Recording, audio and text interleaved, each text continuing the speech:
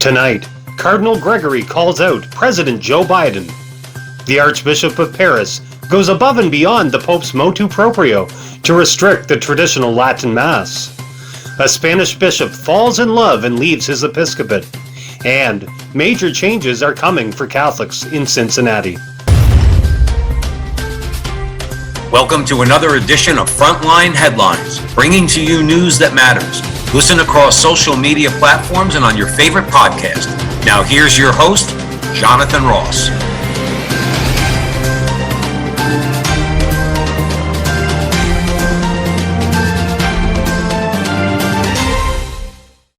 The number of churches where celebration of the traditional Latin Mass will be authorized has been drastically limited by the present Archbishop of Paris, Michel Aupetit, apparently with immediate effect. All diocesan priests in the French capital received a letter this Wednesday outlining how Pope Francis's motu proprio, Traditionis Custodes, which aims at severely restricting and even banning, over time, the Church's traditional liturgy, will be implemented by order of the local bishop. Archbishop Michel Aupetit wrote, "While awaiting certain details on the application of the motu proprio, it is up to me to give you the instructions for its implementation in our diocese." He was alluding to the implementation decrees of Traditionis Custodes that are yet to be issued in Rome and whose content has not yet been made public. Aupetit decided to anticipate their publication, making a show of force that includes shutting down some traditional Mass locations and setting up new obligations for all diocesan priests wishing to celebrate according to the Vitus Ordo, the historic Mass of the Latin Rite. Aupetit's decisions are rather harsh, for he is banning the traditional Mass from more than half of the locations where it was regularly celebrated, either on Sundays or in some cases on weekdays. Only 5 churches in Paris will officially be allowed to use the Old Missal. Read the full article by Jeanne Smits of LifeSite News by clicking the link in the description. When Spanish Bishop Xavier Nobel resigned last month, the Roman Catholic Church cited strictly personal reasons without going into detail. It has now emerged in Spanish media that he fell in love with a woman who writes satanic-tinged erotic fiction. In 2010, at the age of 41, he became Spain's youngest bishop in the northeastern region of Catalonia. He has backed conversion therapy and even carried out exorcisms.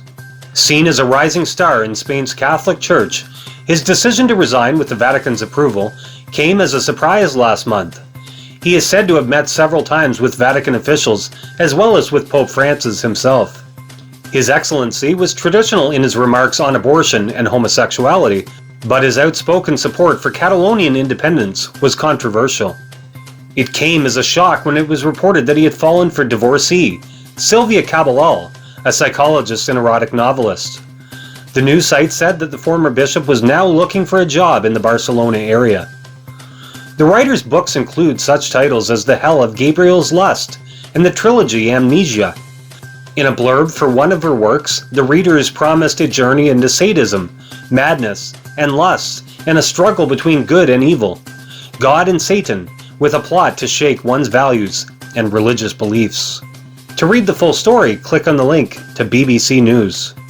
The Archbishop of Washington, D.C., Cardinal Wilton Gregory, on Wednesday clarified the Church's teaching on when life begins, after Catholic President Joe Biden last week said that life does not begin at conception.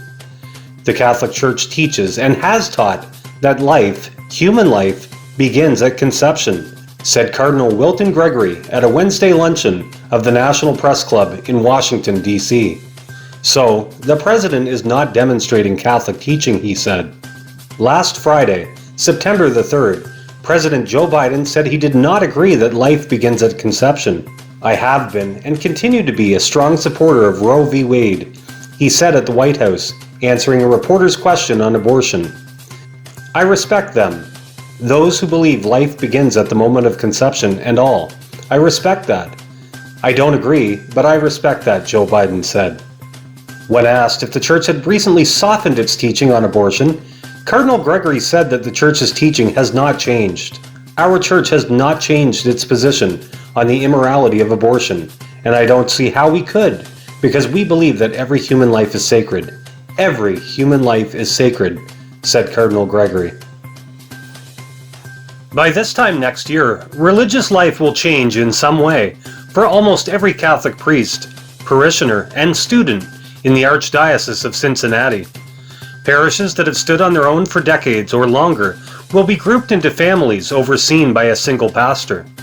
Those new parish families will then revise Mass schedules and locations, combine church programs and activities, and make tough decisions about the future of Catholic schools.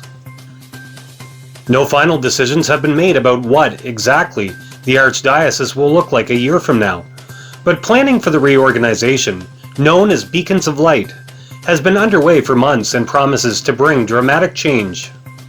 Church officials declined to discuss their plans until the first draft of the overhaul is released this fall, which is also when rank-and-file Catholics will get their chance to weigh in.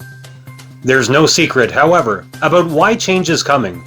Documents on the Archdiocese's website single out declining religious practice, demographic changes, and fewer priests.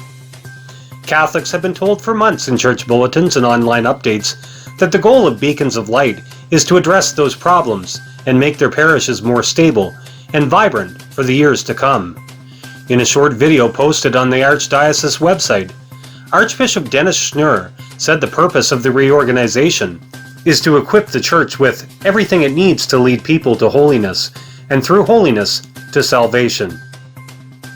Get the full story at Cincinnati.com by Dan Horn.